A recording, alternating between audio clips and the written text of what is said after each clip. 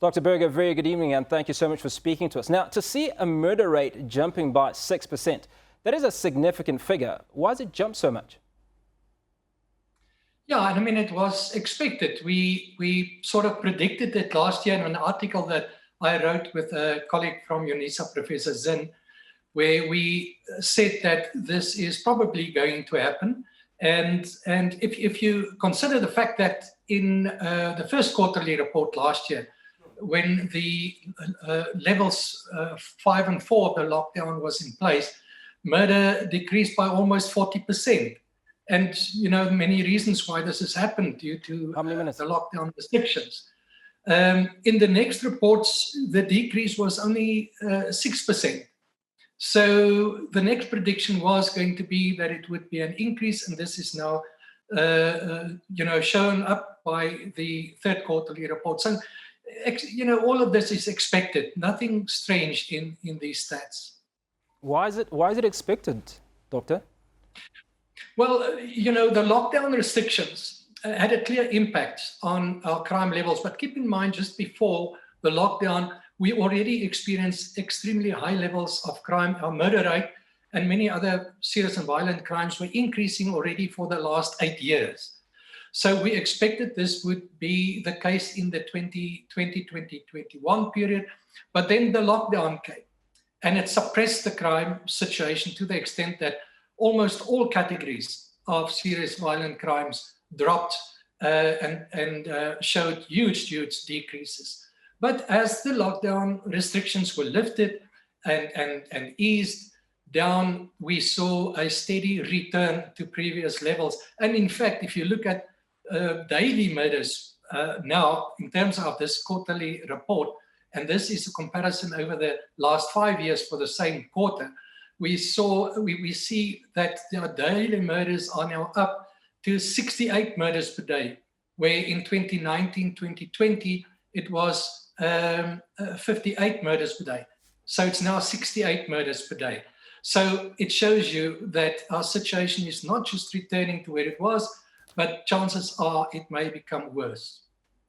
Now, an alarming statistic reported is that a total of 2,481 people were murdered in public areas, namely in the street or open fields. Now, it speaks to a boldness of the criminals, does it not? Or an absence of the police in those areas?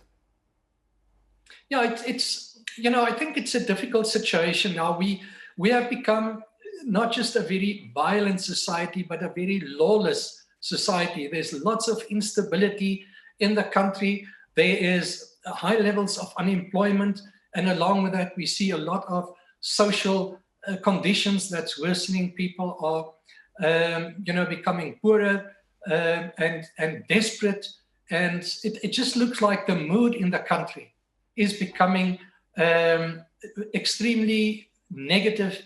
And the poor police, I mean, I agree with the minister. There's lots of things the police can do much better, but we can't expect them to deal with all of the pain that this country is currently experiencing. So the solution is much more than what the police can do.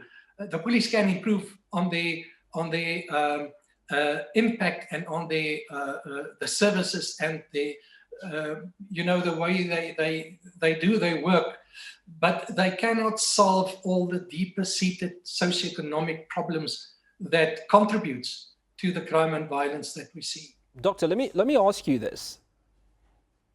South Africa is definitely not the poorest country on the continent, but we have the highest, amongst the highest rates of crime. So surely we can't lay it solely on the issue of poverty, because there are many other countries that are way poorer than South Africa on the continent, where they don't have crime figures that are, in fact, significant at all. Oh yes, no, absolutely. I mean, I'm not blaming this on poverty alone. I'm just saying poverty is one of the drivers of crime, including violent crime, but certainly not the only and perhaps not even the main driver. But it contributes to a situation where there's this whole issue of instability, inequality, and this sense of desperateness that we see, where people seem to, because they are unemployed and they become desperate, they seem to turn to alcohol and drugs. I'm glad you brought up the issue of alcohol, because we still keep coming back to the murder rate of places where alcohol is sold. I suspect tighter regulations are coming. Are you expecting some kind of change in those laws? Would it have an impact? Yes, I do. Preliminary research has shown a clear connection between alcohol abuse and drug abuse, of course, and violent crime, but especially alcohol, because especially alcohol outlets, where there seems to be very poor and in some cases no control or regulation. Some of these alcohol outlets, do not keep to the prescribed hours of business. There are instances where these places are open right through the night, and people become completely inebriated there. And then the fighting happens, and in the process, people are killed. So we need to have much better regulation, much better control of these places, especially public spaces where alcohol is made available and consumed.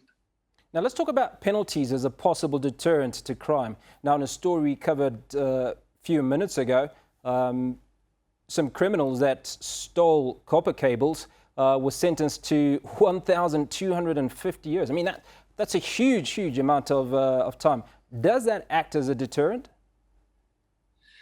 Well, I doubt that it's absolute, but you have to start somewhere, and so this is also necessary. But I think you need to make it extremely difficult for those who own and run these alcohol outlets to get away with not keeping to the rules. So just finding them is not enough. You need to close them down. If they do not keep to the rules, close them down, close the business down, and that would be the end of it. That would be a real way of stopping this kind of conduct. Dr. Burger, policing expert and senior researcher at the Institute for Security Studies, thank you so much for speaking to us this evening. You're watching News at Prime. I'm Hugo Batika. Do stay with us. We'll be right back.